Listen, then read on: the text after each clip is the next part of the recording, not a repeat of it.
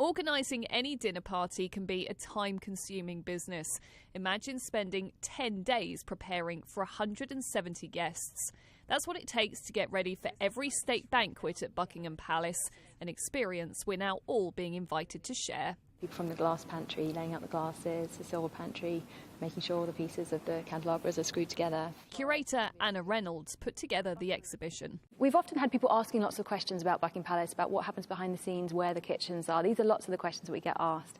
And we thought this might be a good year to try and show the visitors some of that, give them an insight into what happens behind the scenes when events are held at Buckingham Palace, from a state banquet to a garden party or a one-on-one audience with the Queen. This year, for the first time, tourists will arrive through the grand entrance, following in the footsteps of presidents and foreign royalty. A trip in the fully heated carriage, however, is still reserved for only special guests.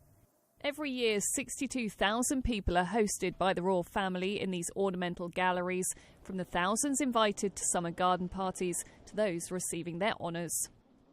Away from the staterooms, they've tried to recreate some of the rooms below stairs to show you how much hard work goes into those big occasions, whether it's producing the invitations and the table plans, or in the kitchen where they use real footman's buttons to produce these very elaborate chocolate buttons. And how would you feel about giving your guests 6 different wine glasses just for one dinner? Well, that's what you get if you come to a state banquet. These glasses were made for the Queen's coronation back in 1953 and continue to be used today. For any host, there is the dilemma of what to wear. On display, a few outfits worn by the Queen for state visits. For the avid royal watcher, these fabrics may appear in Her Majesty's clothes in months to come.